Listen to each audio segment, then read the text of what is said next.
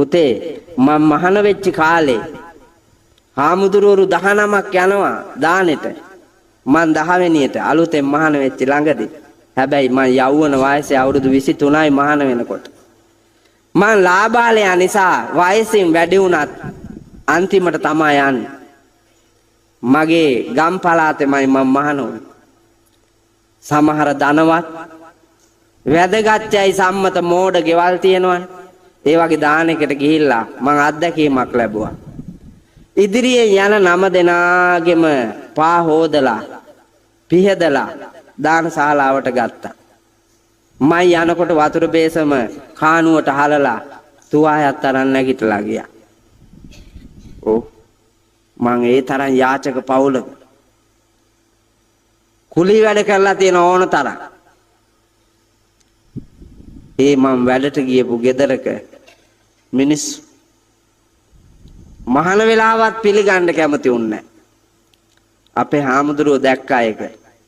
වයෝවෘද අපේ හාමුදුරුවෝ ඒක දැකලා මට පන්සලට ඇවිල්ලා කිව්වා පුතේ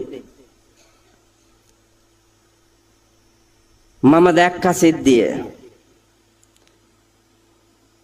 මං කිව්වා ඒ ගමන මං ගණන් ගත්තේ නෑ අපේ හාමුදුරුවනේ. මට බැන්න ඒ ගමන සැරට බැනලා කිව්වා ඒක ගණන් ගනි. ඒක හිතේ තියාගනි. මැරෙනකම්ම තියාගනි. සිවුරේ දැලි ගා ගන්න නැතුව හොඳට ඉගෙන ගනි. නොවන්දින අය උන් වන්දිනකම්. දන් නොදෙනේ උන් දන් දෙනකම්. පා නොසෝදනේ උන් පා හොදනකම්. එක්කාගෙන වඩම්මාගෙන නොයනේ උන් උස්සාගෙන යනකම්මයි පුතා සිවුරේ දැලි ගා ගන්න නැතුව ඉගෙන ගනින් කිව්වා. ඔව් මට එදා කනට ගැහුවා වාගේ පුතා ඒක වැදුනා තදට.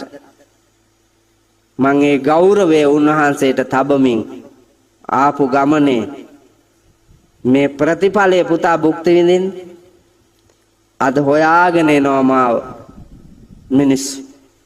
හොයාගෙන එනවා. හොයා වඳිනවා. හොයා දන් දෙනවා. උස්සාගෙන යනවා.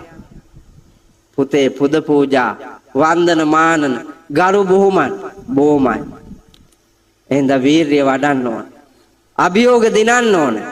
සම්බාධක මැදින් හීන මානයක් හදා